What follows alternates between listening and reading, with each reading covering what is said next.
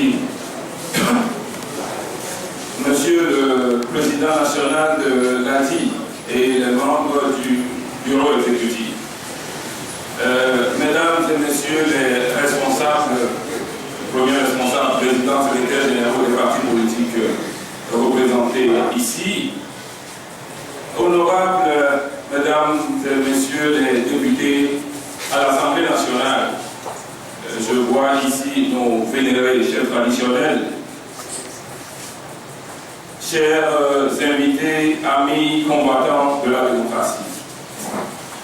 Je voudrais tout d'abord remercier l'ADI pour l'honneur qu'ils nous ont fait en nous invitant à cette cérémonie. Nos liens, vous le savez, professeurs et docteurs compatibles, ne datent pas d'aujourd'hui. Ça date du début de la lutte.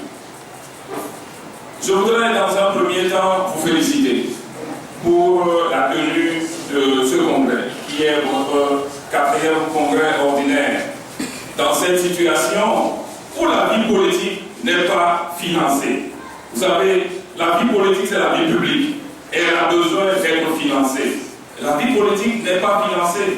Si vous voyez les tournées que nous faisons à l'intérieur du pays et ces manifestations, ce que ça coûte, il faut se sentir honoré de pouvoir organiser ces manifestations lorsque les biens du pays sont accaparés par un seul parti qui en fait ce qu'il veut et ne finance pas la vie publique, que ce soit au niveau des partis politiques, que ce soit au niveau de la presse. Donc félicitez par vos applaudissements la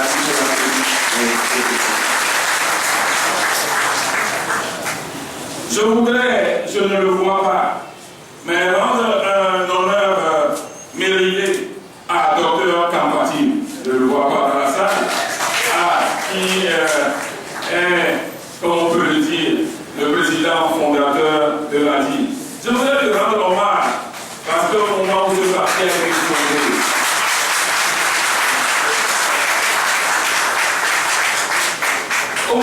parti a été fondé, et qu'on était allé à la conférence nationale, il était dans la fleur de l'âge, c'est-à-dire il était très jeune.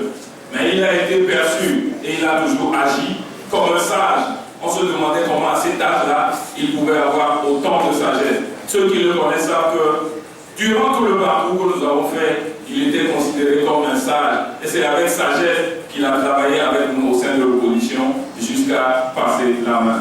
Je voudrais que nous...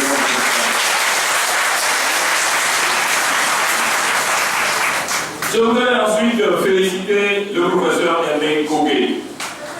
Vous savez, lorsque nous avions commencé cette lutte, il était vice-recteur de l'Université du Bénin. Et on le soupçonnait parce qu'on croyait que tous ceux qui étaient dans l'administration de l'université, que ce soit Omar Niceto, que ce soit lui, que ce soit le secrétaire général Tabo, que c'était tous des béquilles du pouvoir et on le soupçonnait. Mais pendant les événements qu'on faisait, tout ce qu'on faisait dans la clandestinité, combien de fois il ne nous a pas reçus dans nos bureaux pour nous prodiguer des conseils, pour nous indiquer les voies à suivre. C'est là où nous nous sommes connus. Dans sa position en ce moment, jouer ce rôle, ce n'était pas évident. Je voudrais qu'on la félicite.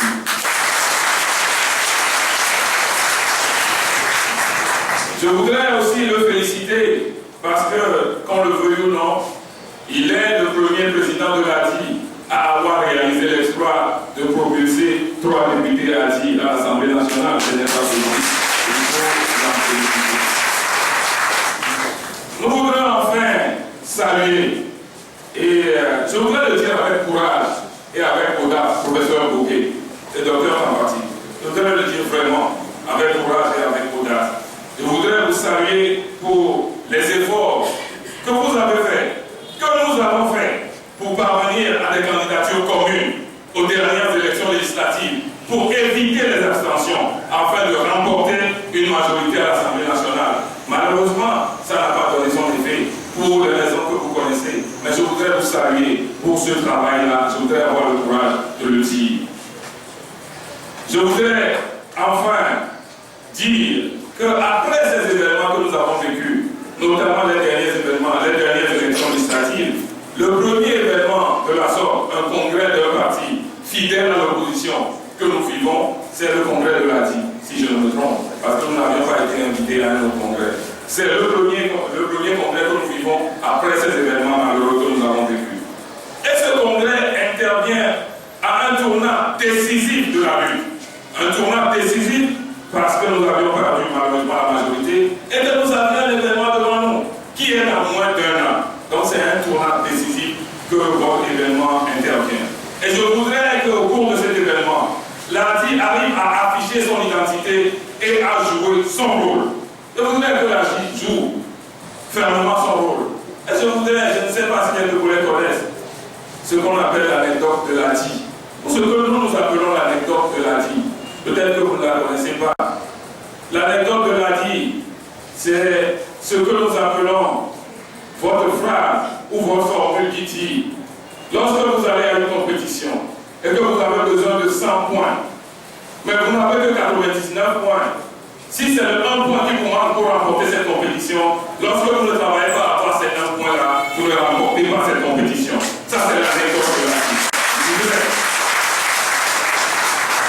Je voudrais que vous en preniez compte. Peut-être c'est ça qui veut dire le sapeur-pompier.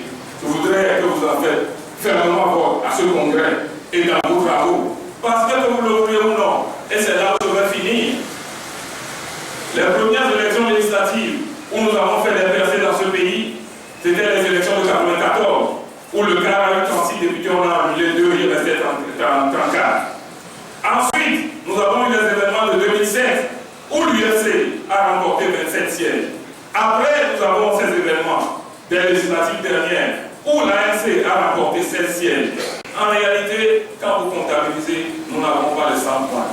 Alors, nous devions savoir, nous, CAR en 1994, nous devions savoir, nous, UFC en 2007, nous devions savoir, nous, ANC en 2013, nous devons savoir ensemble comment nous devons faire pour avoir les 100 points, pour pouvoir aller à la compétition et gagner les